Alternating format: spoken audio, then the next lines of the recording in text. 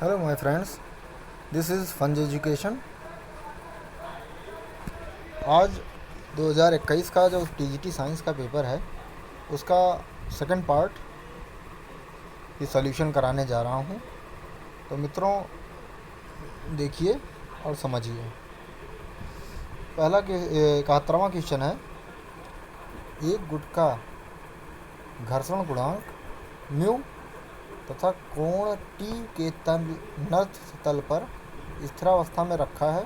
यदि थीटा को धीरे धीरे बढ़ाया जाए, यानी अगर आनत तल के जो कोण है थीटा को अगर बढ़ाया जाए तो वो जो घर्षण बल होगा वो क्या होगा, बढ़ेगा, घटेगा या कोई बदलाव नहीं होगा, या घटना या बढ़ना सभी सतहों पर निर्भर है। तो ऐसा है, जब भी थीटा को बढ़ाएंगे तो घर्षण बल घटेगा, इसलिए ऑप्शन ए सही हो जाएगा। आगे चलते हैं 72वें क्वेश्चन पर। ये कहता है कि निम्नलिखित में से कौन सा यौगिक sp3 संकरण नहीं दिखाता है। पहला ऑप्शन है CH4, तो इसमें भी sp3 होता है। BF3, उसके बाद जो है NH3 और H2O। तो NH3 और H2O ये इसमें जो है sp3 संकरण होता है, लेकिन BF3 में ये संकरण नहीं होता, इसलिए ऑप्शन जो है बी सही हो जाएगा। फिर नेक्स्ट पे चलते हैं। परमाणु में विविध ऊर्जा स्तर होते हैं, यह किसके प्रयोग ने दर्शाया था। तो पहला ऑप्शन है डेविस तथा गर्मर के अनुसार, दूसरा है फ्रैंक व हर्टज, तीसरा है प्लैंक, ये चौथा है रदरफोर्ड। इसका जो ऑप्शन है सही वो फ्रैंक एवं हर्टज है। फिर आगे चलते हैं।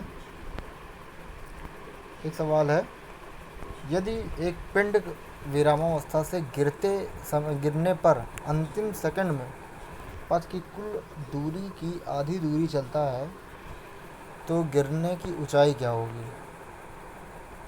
तो इसमें जो सही आंसर हो जाएगा वो 57 मीटर हो जाएगा। फिर आगे चलते हैं। यदि एक परमाणु का आकार बढ़ता है तो अधातु या आध्यात्मिक गुण क्या होगा, घटेगा, बढ़ेगा, या कभी बढ़ेगा या घटेगा, या कोई परिवर्तन नहीं होगा। तो दोस्तों, ये जब भी आकार बढ़ेगा उसका तो अधातु जो गुण होगा वो घटेगा उसका। आगे चलते हैं नेक्स्ट पे। एक तीव्र गतिशील अपरमाणविक कण की सहचारी द्रव्य तरंगों की तरंगदैर्ध्य निर्भर होती है उसके आवेश पर, द्रव्यमान पर, गति पर, स्पिन अवस्था पर या संवेग पर। इनमें से सही उपादान कौन कौन सा है। पहला है केवल तीसरे पे, या केवल पहले, दूसरे व तीसरे पे, या केवल दूसरे, तीसरे या चौथे पर, या केवल दूसरे, तीसरे और पाँचवें पर। तो जो तरंग दैर्ध्य लैम्डा निर्भर करता है वो द्रव्यमान पर होता है, गति पर होता है और संवेग पर होता है, यानी डी ऑप्शन सही हो जाएगा। फिर नीचे चलते हैं। पृथ्वी का द्रव्यमान m तथा त्रिज्या r है। यदि पृथ्वी की सतह पर गुरुत्वीय त्वरण g है तो सतह से r/3 ऊंचाई पर इसका मान क्या होगा। तो फार्मूला है g बटा g/r²। G dash is equal to, ये होता है g dash is equal to g/r², r²। तो उसी में रख देंगे तो आ जाएगा पहला ऑप्शन 9/16 हो जाएगा। अब जहाँ सतह से ऊपर है तो r प्लस एच का होल स्क्वायर हो जाता है, तो उस पर रख देंगे तो हो जाएगा 9/16 जी आ जाएगा। आगे चलते हैं। VSEPR नियम के अनुसार इलेक्ट्रॉन युग्मकों की प्रतिकर्षी अंतःक्रिया निम्न क्रम में घटती है। तो VSEPR थ्योरी के अनुसार है तो इसमें ऑप्शन जो हो जाएगा एकाकी एकाकी युग्म और एकाकी युग्म, आबंध युग्म और आबंध आबंध युग्म, ये हो जाएगा दूसरा ऑप्शन सही हो जाएगा। फिर आगे चलते हैं।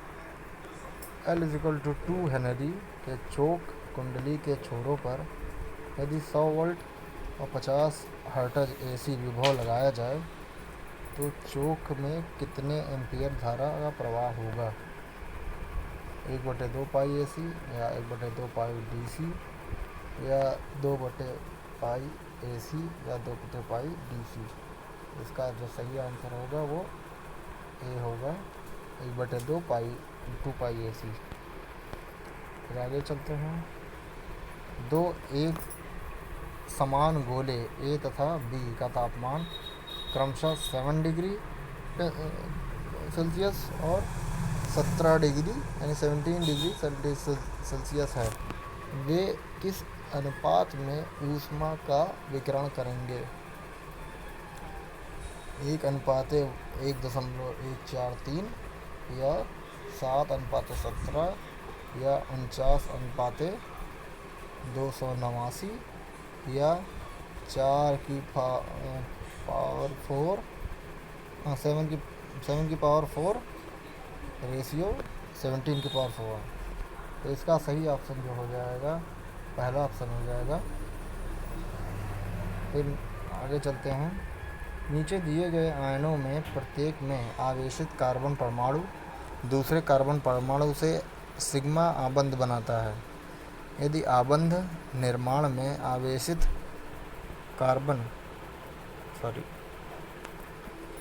कार्बन परमाणु द्वारा प्रयुक्त संकरित ऑर्बिटल का S गुण अधिकतम है तो इसमें से क्या निर्मित होगा। तो हमारा जो ये इथाइलिन कार्बोनियम आयन ये होगा, डी ऑप्शन सही हो जाएगा। फिर यदि समीकरण कोणीय संवेग बराबर अल्फा बीटा माइनस गामा बटे काल हो तो यक्स गुणे वेग दिया हो तो अल्फा बीटा और गामा की निम्न में से कौन सी बीमा हो सकती है। पहला ऑप्शन M, L, T या M, L, MLT या C, ML, या MLT या M2, L-2, ML और T। इसकी सही जो बीमा हो जाएगी ये हो जाएगा M, L, MLT। आगे चलते हैं। एक फोटान एवं एक अल्फा कण के विशिष्ट आवेश का अनुपात। अब प्रोटॉन में तो +1 होता है और जो अल्फा कण होता है वो 2+ होता है, इसलिए इसका जो आवेश का अनुपात हो जाएगा वो 1:2 अनुपात हो जाएगा। तो सोडियम परमाणु के अंतिम इलेक्ट्रॉन की चारों क्वांटम संख्या के मान क्या होंगे। तो जो हमारा ये होता है वो 3s1 हो जाता है। लास्ट जो इलेक्ट्रॉन का कॉन्फ़िगरेशन है वो होता है 3s1। तो उसके लिए n=3 हो जाएगा, L 0 हो जाएगा और M 0 हो जाएगा। S जो है वो +1 हो जाएगा, 1/2 हो जाएगा, इसलिए पहला ऑप्शन सही हो जाएगा। फिर आगे चलते हैं। निम्नलिखित अभिक्रिया का उत्पाद पहचानिए। अब ये बेंजीन है। बेंजीन को जब क्लोरीन से अधिक में क्रिया कराते हैं यूवी लाइट के प्रेजेंस में 500 केल्विन पे तो हमको मिलता क्या है। ये मिलता है हेक्साक्लोरो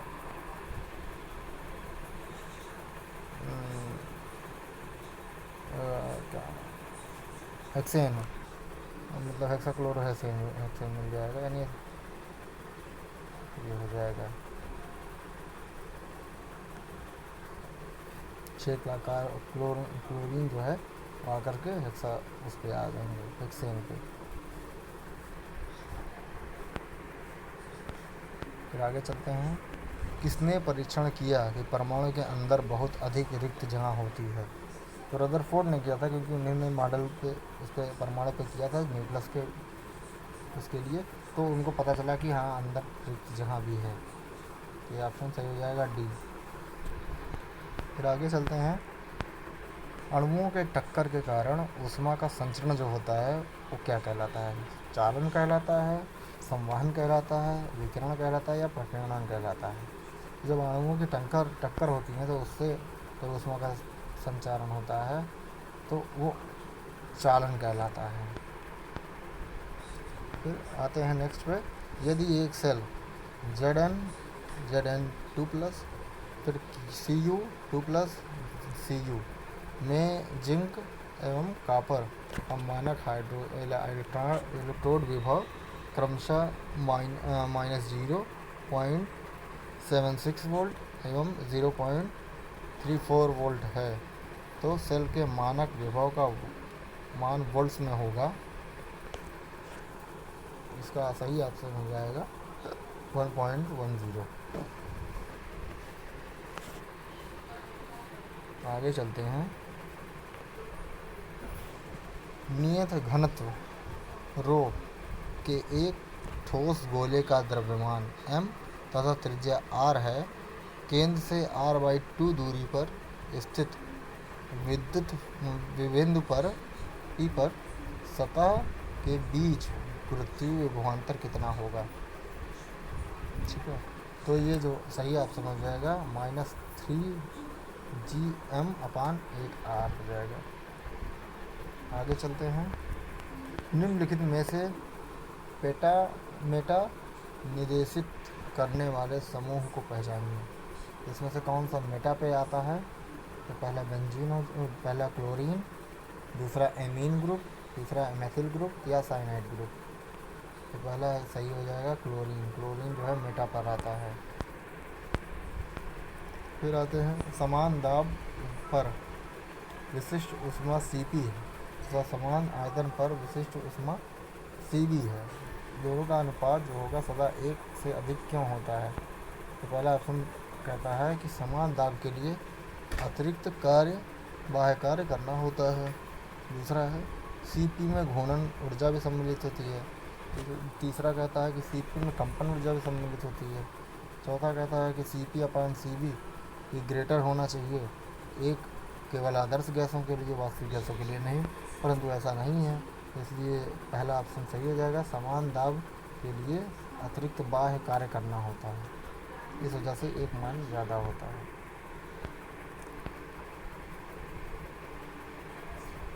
फिर एक सरल आवर्त गति में अधिकतम त्वरण अल्फा है तथा अधिकतम वेग बीटा है, तो दोनों का आयाम क्या होगा? इसमें β² या α/β² या β/α या α/β। तो इसका जो सही आंसर हो जाएगा पहला हो जाएगा β²/α। फिर आगे चलते हैं। सहसंयोगी यौगिक साधारणतया क्यों कम गलनांक एवं क्वथनांक रखते हैं? इसलिए कम गलनांक और क्वथनांक रखते हैं क्योंकि उनका जो वांडर वाल बल होता है वो कम होता है। वीक जब प्रेशर बल होगा तो सारे जो है अणु आराम से गलनांक में चले जाएंगे और जो है क्वथनांक करेंगे। ये आगे चलते हैं। कौन सा यौगिक प्रकाश सक्रिय होगा? तो ये जो होगा पहला कहता है कि प्रोपेनोइक एसिड, तो फिर दूसरा है 3-क्लोरोप्रोपेनोइक एसिड, फिर चौथा कहता है तीसरा कहता है 2-क्लोरोप्रोपेनोइक एसिड या 3-क्लोरोप्रोपीन। तो ये हो जाएगा C 2-क्लोरोप्रोपेनोइक एसिड। और ये 2-क्लोरोप्रोपेनोइक एसिड का जो हो जाएगा ये आंसर इसका सही हो जाएगा। ये प्रकाशिक यानी जो ऑप्टिकली जो है एक्टिव यही होगा। फिर आते हैं, कौन सा एक स्थायी प्रभाव है? प्रेरणिक प्रभाव यानी इंडक्टिव इफेक्ट, इलेक्ट्रोमेरिक प्रभाव या अनुनाद प्रभाव यानी रिजोनेंस जो है वो। फिर डी जो है बेकन-नाथन प्रभाव। तो सबसे पहला जो हो जाएगा वही सही हो जाएगा। स्थायी प्रभाव यही होगा, प्रेरणिक प्रभाव, इंडक्टिव इफेक्ट। फिर आगे चलते हैं। COCl3 में Cl3 फिर 5NH3 में आयनों की संख्या कितनी होगी? 4 होगी, 3 होगी, 2 होगी या 5 होगी? तो इसका सही आंसर हो जाएगा 3 होगा। फिर आगे चलते हैं। एक दोषपूर्ण थर्मामीटर में 5 डिग्री तथा 95 डिग्री चिन्हित है, निश्चित बिंदु है। इस दोषपूर्ण थर्मामीटर द्वारा मापे गए एक पिंड का तापमान 59 डिग्री है। सेल्सियस पैमाने पर इस पिंड का सही तापमान क्या होगा? इसका जो सही तापमान होगा वो 60 डिग्री होगा। 60 डिग्री सेंटीग्रेड या सेल्सियस। कौन सा अक्रिय युग्म प्रभाव दर्शाता है या दिखाता है? तो इसमें सोडियम, मैग्नीशियम, पीबी या स्कैंडियम। तो इसका सही ऑप्शन हो जाएगा पीबी हो जाएगा। आगे चलते हैं। ठंड के मौसम में एक लेड संग्रह बैटरी युक्त स्वचालित वाहन में कभी कभी आरंभिक व्यवधान हो जाता है। ऐसी स्थिति में निर्गमित शक्ति का कारण होना। पहला ऑप्शन कहता है कि विद्युत अपघट्य में अल्प आयनीकरण ये होगा, या विद्युत अपघटन के आयनों की गतिशीलता का सार्थक रूप से कम हो जाना। भाई इसका जब गतिशीलता कम हो जाएगी तब भी। फिर सल्फ्यूरिक अम्ल के विशिष्ट घनत्व का बढ़ जाना, अगर विशिष्ट घनत्व उसका बढ़ जाएगा तब। या सल्फ्यूरिक अम्ल के विशिष्ट घनत्व का गिर जाना। तो इसका सही जो ऑप्शन हो जाएगा वो भी सही हो जाएगा, सार्थक रूप से उसकी गतिशीलता का कम हो जाना। फिर आगे चलते हैं। कहता है ऊष्मा गतिकी का प्रथम नियम किसके संरक्षण के सिद्धांत के तुल्य है? पहला ऊर्जा, दूसरा ताप, तीसरा ऊष्मा या चौथा आयतन। तो ऊर्जा संरक्षण का नियम इज इक्वल होता है ऊष्मा गतिकी का प्रथम नियम। उसी में ये कहा गया है कि अगर स्थिर हो तो ताप जो है एक दूसरे के जहाँ स्थानांतरित होती है, बाकी जो है स्थानांतरित हो जाती है और ऊर्जा संरक्षित रहती है। फिर आगे चलते हैं। नीचे दिए गए यौगिकों में किसमें इसके परमाणुओं के बीच आबंध का स्पष्टीकरण आयनिक सहसंयोजक साथ समन्वयी आबंधों के आधार पर दिया जाता है? सबसे पहला है सोडियम का कार्बोनेट या बेरियम क्लोराइड या नाइट्रिक एसिड या अमोनिया। इसमें हो जाएगा सही ऑप्शन नाइट्रिक एसिड सही हो जाएगा। फिर आगे चलते हैं। निम्नलिखित अभिक्रिया का नाम पहचानिए। अब इसमें मेथिल हैलोजन है और सोडियम की क्रिया कराई जाती है, तो उसके बाद मेथेन मतलब एल्किल बनता है, एल्केन बनता है और ये सोडियम हाइलाइड बनता है। ठीक है, तो ये जो हो जाएगी वोटस अभिक्रिया कहलाएगी, ये सही हो जाएगा। फिर कौन सा इलेक्ट्रॉन स्नेही अभिकर्मक है? OH माइनस या एल्किल एमीन या AlCl3 या क्लोराइड आयन। तो इसमें एल्किल एमीन नहीं हो जाएगा, ये हो जाएगा सही एल्युमिनियम क्लोराइड। ये इलेक्ट्रोफाइल रिएजेंट है। फिर बेलनाकार सिलिंड्रिकल लेंसों का चश्मा कौन से दृश्य दोष का निदान करता है? तो इसका जो सही ऑप्शन हो जाएगा वो आबिंदु का हो जाएगा। आदमी को जब ब्लर दिखता है तो उसी को आबिंदु का कहते हैं। स्पष्ट ना दिखना, कोई चीज़ धुंधली दिखती है। फिर आगे चलते हैं। ग्रेफाइट में कार्बन परमाणु अपने इलेक्ट्रॉन ना तो विशुद्ध S में ना ही विशुद्ध P में ऑर्बिटल में रखता है, बल्कि उन्हें ऐसे ऑर्बिटल में व्यवस्थित करता है जिनमें पहला ऑप्शन कहता है 50% S या 50% P हो, या 33% S 66% P ऑर्बिटल के गुण हो, या 75 S के और 25 P के, या 25 P के या 27 P के S के, यानी 25 S के और 75 P के हों। तो ऐसा इसमें आंसर सही हो जाएगा 33 S के हों और 66 P ऑर्बिटल के गुण हों। वहीं रखता है ग्रेफाइट अपने इलेक्ट्रॉन। फिर आगे चलते हैं। ऊष्मा का यांत्रिक तुल्यांक की वही बीमा होती है जैसी कार की, या वही उस वो बीमा होती है जैसी उष्मा की, या वही उस बीमा होती है जैसी कार्य करने की दर की होती है, या है फिर बीमा रहित होता है। तो ये उष्मा का यांत्रिक जो तुल्यांक होता है, इक्विवेलेंट ऑफ हीट होता है, वो होता है बीमा रहित यानी डायमेंशनल लेस। फिर आगे चलते हैं, निम्न में से कौन सा सम न्यूट्रॉनिकों का युग्म है, यानी जिसमें न्यूट्रॉनों की संख्या सेम है। तो इसमें सही ऑप्शन जो हो जाएगा ये हमारा बी हो जाएगा सही।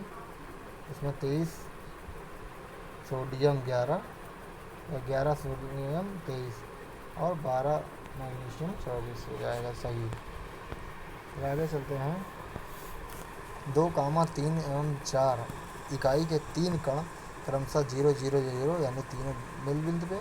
फिर दूसरा है 1, 1, 0 और दूसरा है 0, 1, 1 बिंदु पर रखे गए हैं। जेड के अक्ष के सापेक्ष इनका जो जड़त्व आघूर्ण क्या होगा, इनका जो जड़त्व आघूर्ण होगा वो इतना हो जाएगा 10।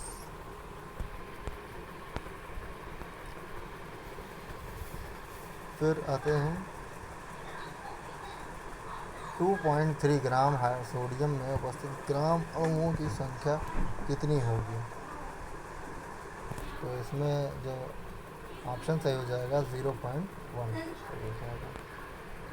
फिर आगे चलते हैं, कौन सा यौगिक विस्तारित अष्टक नहीं दिखाता, PF6, SF6 या NO2 या H2SO4। तो NO2 जो है इसका विस्तारित अष्टक नहीं दिखाता, ये सही ऑप्शन हो जाएगा। फिर आगे चलते हैं, 3D श्रेणी में अधिकतम ऑक्सीकरण संख्या +7 कौन सा प्रदर्शित करता है, क्रोमियम, मैग्नीज, Fe यानी लोहा और जो है कोबाल्ट। तो इसका सही ऑप्शन हो जाएगा मैग्नीज। आगे चलते हैं, विद्युत वाहक बल किसको निरूपित करता है, बल को, कार्य को, या प्रति इकाई आवेश ऊर्जा को, या फिर संवेग को। तो जो विद्युत वाहक बल यानी EMF होता है वो प्रति इकाई आवेश ऊर्जा को निरूपित करता है। फिर आगे चलते हैं, एक्स तथा वाई रेडियो समस्थानिक 83 बिस्मथ 212 के समक्षणिक अल्फा तथा बीटा के उत्सर्जन के 6 रेडियो सक्रिय उत्पाद हैं। एक्स और वाई दोनों आगे क्षयित होकर के समान उत्पाद देते हैं। यह उभयनिष्ठ जेड जो बाद में प्राप्त हुआ है एक समस्थानिक होता है इसका। तो इसमें सही ऑप्शन हो जाएगा, क्योंकि जब अल्फा कण निकलेगा तो 2 उसमें परमाणु क्रमांक में घटेगा, फिर 4 उसमें से घटेगा। फिर जब बीटा होगा तो एक क्रमांक बढ़ जाएगा और ये जो है जब बीटा का निकलेगा तो एक वो बढ़ेगा और इसमें से 2 जुड़ जाएगा, 2 जुड़ जाएगा, 1 ही जुड़ जाएगा, वो माइनस घट जाता है। तो ये सही हो जाएगा, बीटा में 1 माइनस हो जाता है और ऊपर वो हो जाता है, जुड़ जाता है। तो यहाँ से सही हो जाएगा 82 बिस्मथ, सही 82 PB हो जाएगा। फिर 5 ओम आंतरिक प्रतिरोध के गैल्वेनोमीटर की अधिकतम धारा 2 एम्पियर नापने की क्षमता, उसे 10 एम्पियर नापने योग्य एमीटर बनाने के लिए कितना प्रतिरोध समांतर लगाना होगा।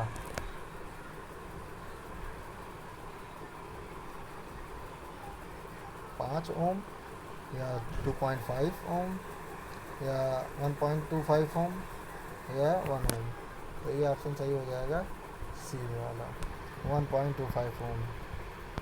फिर आगे चलते हैं, द्रव्यमान M और त्रिज्या R का एक वलय रिंग अपने अक्ष पर स्वतंत्रता पूर्वक घूर्णन कर रहा है और t बराबर 0 पर स्थिरावस्था में है। यदि उस समय नियत स्पर्श रेखा पर बल लगाया जाए तो t सेकंड बाद उसका कोणीय संवेग कितना हो जाएगा। तो इसका जो सही ऑप्शन हो जाएगा F आर इंटू टी हो जाएगा। फिर आगे चलते हैं, न्यूक्लियर विखंडन का क्या कारण है। न्यूक्लियर विखंडन क्यों होता है, इसका कारण है कूलाम्ब बल। फिर आगे चलते हैं, प्रतिबंधी विपरीत अणुकक्षक बनाता है या बनता है कैसे, दो परमाणु कक्षकों के योजित अतिव्यापन द्वारा, या दो परमाणु कक्षकों के वैकल्पिक अतिव्यापन द्वारा, या दो पी कक्षकों के केवल योजित अतिव्यापन द्वारा, या दो एस कक्षकों के केवल वैकल्पिक अतिव्यापन द्वारा। तो इसका जो सही ऑप्शन हो जाएगा वो बी सही हो जाएगा, दो परमाणु कक्षकों के वैकल्पिक अतिव्यापन द्वारा। फिर आते हैं नेक्स्ट पे, अपवर्तनांक म्यू इज इक्वल टू 4/3 के एक प्रिज्म का अपवर्तनांक 15 है, अपवर्तन कोण 15 डिग्री है, तो इस प्रिज्म का न्यूनतम विचलन कोण क्या हो जाएगा। तो इसका कोण जो हो जाएगा 5 डिग्री हो जाएगा, ये ऑप्शन सही हो जाएगा। तो आगे चलते हैं, एक परमाणु में एक इलेक्ट्रॉन यद्यपि नाभिक के चक्र लगाता है किंतु उसके पथ की त्रिज्या स्थिर न होकर के एक अधिकतम और एक न्यूनतम मानों के मध्य परिवर्तित होती रहती है, ऐसा प्रस्तावित किया था किसने। ये अर्नोल्ड जोहान्स विलियम समरफील्ड ने कहा था ये ऐसा होता है इसमें। फिर आगे चलते हैं, निम्न युग्मों में किसमें कम ऑक्सीकरण अवस्था वाले आयन के यौगिक अधिक स्थायी और सार्वभौमिक यानी सार्व होते हैं। ठीक है, तो क्यूप्रस या क्यूबरिक या फेरस या फेरिक, थैलस थैलिक या मर्क्यूरस मर्क्यूरिक। तो थैलस का सही हो जाएगा यानी ऑप्शन सी सही हो जाएगा। आगे चलते हैं, अनुप्रस्थ त्रिज्या 1 सेंटीमीटर तथा ऊंचाई 4 सेंटीमीटर के बेलन सिलेंडर का ताप 0 डिग्री सेंटीग्रेड से 100 डिग्री सेंटीग्रेड बढ़ाया जाता है यदि अनुदैर्ध्य रेखीय प्रसार गुणांक अल्फा 4 इंटू 10⁻⁴ डिग्री सेंटीग्रेड हो तो बेलन का आयतन कितना बढ़ जाएगा। तो इसका जो सही ऑप्शन हो जाएगा हो जाएगा 0.485 सेंटीमीटर क्यूब। आगे चलते हैं, समीकरण F is equal to -KR के अनुरूप एक कण सरल आवर्त गति से चल रहा है, किसका मान सदैव ऋणात्मक होगा। तो इसका सही ऑप्शन जो हो जाएगा वह सी सही हो जाएगा, R.d2R/dt2 ये सही हो जाएगा। किसकी इलेक्ट्रॉन बंधुता सबसे अधिक है, क्लोरीन की या ब्रोमीन की या आयोडीन की। सब तो बंधुता जो होती है इलेक्ट्रॉन बंधुता सबसे अधिक क्लोरीन की होती है। तो मित्रों ये पेपर समाप्त हो गया है, अगली बार फिर मिलेंगे नए पेपर के साथ, तब तक के लिए नमस्कार। अगर आपको समझ में आता है तो लाइक और सब्सक्राइब व कमेंट करना भूलें ना। धन्यवाद।